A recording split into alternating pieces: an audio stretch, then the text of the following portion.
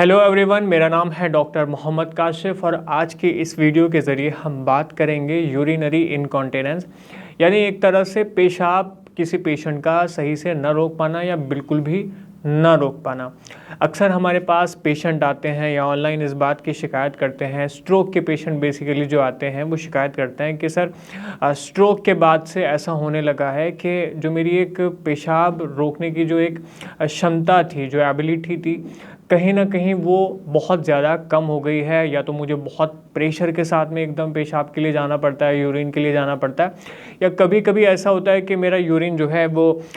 थोड़ा थोड़ा करके लीक हो जाता है या सही से बिल्कुल कंट्रोल नहीं हो पा रहा है। तो ये किस वजह से ऐसा होता है, क्या इसकी चीज़ें निकल के आती हैं जिस वजह से मुझे ये सब चीज़ें झेलनी पड़ रही हैं, और कब तक मुझे वो चीज़ें झेलनी पड़ सकती हैं, या इसके अलावा किस तरह से मैं इस चीज़ में ठीक हो सकता हूँ, रिकवर कर सकता हूँ, या अपने जो ऐसे पेशाब कंट्रोल नहीं होता उसको किस तरह से कंट्रोल करना स्टार्ट कर सकता हूँ। तो देखिए, समझिए, जब स्ट्रोक होता है तो स्ट्रोक के बाद में अगर ब्रेन के उस हिस्से में डैमेज हुआ है जो आपके पेशाब की थैली, यानी जो आपका ब्लैडर है, जो आपका यूरिनरी ब्लैडर है जिसमें आपका पेशाब इकट्ठा होता है या पेशाब वहाँ से ऐसे रिलीज़ होकर बाहर निकलता है,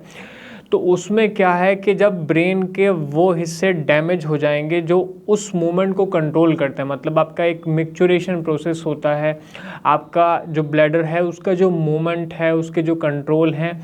वो ख़राब हो जाते हैं, क्योंकि आपका वो हिस्सा डैमेज हुआ है जो आपका कंट्रोल करवा रहा था पेशाब वाले मूवमेंट एक तरफ से यूरिनेशन के लिए।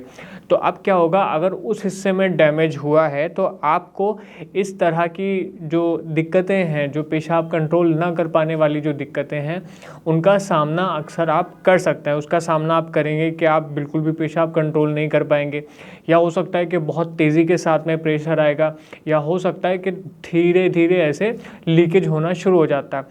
इसके अलावा ये भी होता है कि अगर पेशेंट मान लीजिए कि बहुत बिल्कुल ऐसा पैरालाइज हो गया कि ज़ीरो मूवमेंट है, तो उस वक्त ये होता है क्योंकि वो पेशेंट चल नहीं पा रहा है, फिर नहीं पा रहा है, तो उसकी वजह से वो चीज़ें निकल के आती हैं, क्योंकि वो वॉशरूम तक जा नहीं सकता है। अब वॉशरूम ना जाने की वजह से, या क्योंकि स्पीच ऐसे ख़राब हो गई होती है तो अपने आप से वो बता नहीं पाएगा,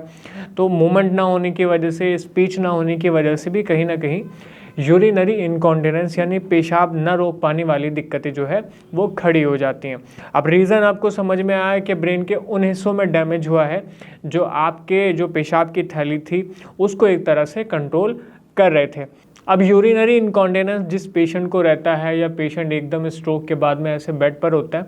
तो सबसे बड़ी दिक्कत उनको यूरिनरी इनकॉन्टिनेंस के साथ में आती है। तो उसके बाद में जो सबसे बड़ी दिक्कत उनको आती है वो आती है यूटीआई, यानी यूरिनरी ट्रैक्ट इन्फेक्शन की। किसी बैक्टीरिया की वजह से इन्फेक्शन हो जाता है, क्योंकि आपने मान लिया कि कैथेटर लगाया हुआ है, तो अक्सर होता है कि कैथेटर में जो है वो इन्फेक्शन हो जाता है, आपको बहुत ज़्यादा जलन ऐसे होना शुरू हो जाती है, आप बहुत ज़्यादा जब पेशाब ऐसे जाते हैं तो उसमें आपको फील होता है कि कुछ बहुत ऐसे, जब आप पेशाब के लिए ऐसे जाते हैं तो बहुत ज़्यादा आपको जलन सी महसूस होने लग जाती है। उसके कहीं ना कहीं रीज़न हो जाते हैं कि आपको यूरिन का ऐसे इन्फेक्शन हो गया।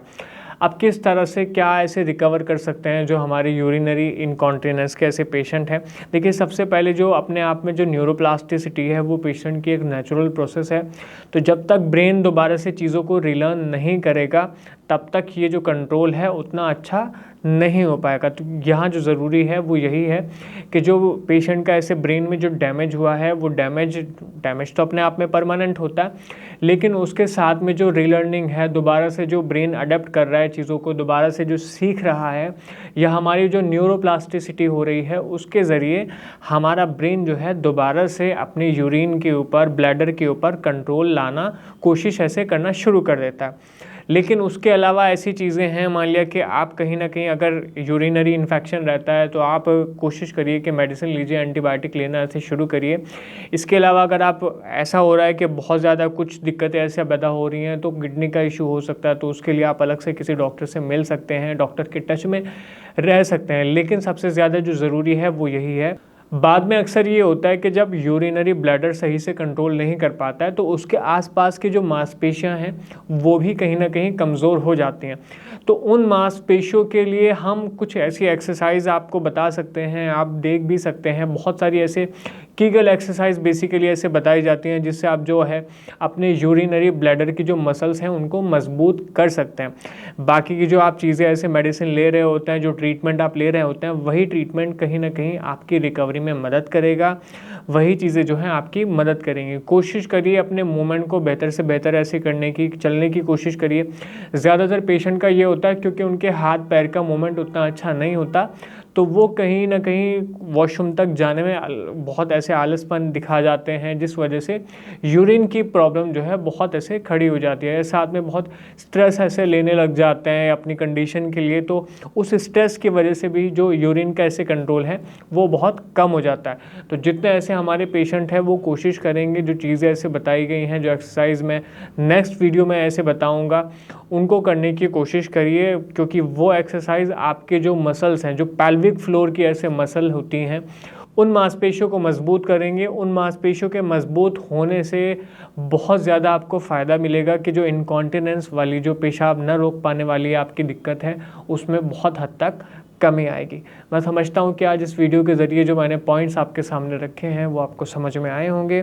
फिर भी कोई सवाल है, कुछ पूछना चाहते हैं, तो आप नीचे कमेंट सेक्शन में लिख के हमें बता सकते हैं, या नीचे जो आपको नंबर दिए जा रहे हैं उस पर हमें कॉल भी कर सकते हैं। धन्यवाद।